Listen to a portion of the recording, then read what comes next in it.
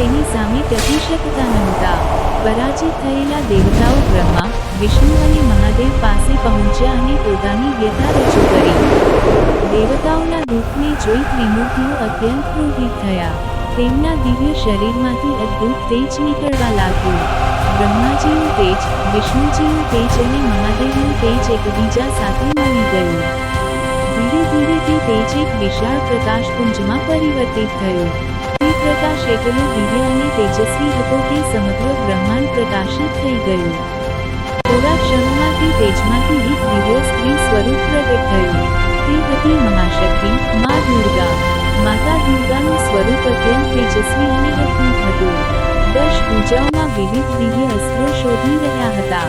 માતા સિંહ પર આરૂઢ હતી અને તેમની આંખોમાં અધર્મના નાશનો સંકલ્પ ઝળહળતો હતો. બધા દેવતાઓએ માતાને પોતાના અસ્ત્રો અર્પણ કર્યા. શિવજીએ ત્રિશૂલ આપ્યો, વિષ્ણુજીએ ચક્ર આપ્યું, વાયુદેવે ધનુષ્ય બાણ આપ્યા અને ઇન્દ્રદેવે વજ્ર અર્પણ કર્યું. દેવતાઓએ ફોલ્ડેડ હેન્ડ્સ સાથે પ્રાર્થના કરી, હે માં, અમને મહિષાસુરના અત્યાચારથી બચાવો.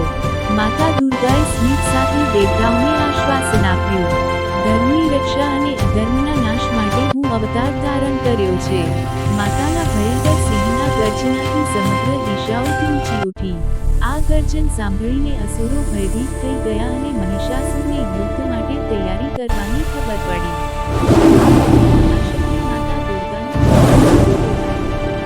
આવી જ ભક્તિભરી અને પ્રેરણાદાયક કથાઓ માટે ચેનલને સબસ્ક્રાઇબ કરો, વિડીયોને લાઈક કરો અને મિત્રો સાથે શેર કરો. PJ મકવાના ભક્તિ, ધર્મ અને પ્રેરણાનું વિશ્વ.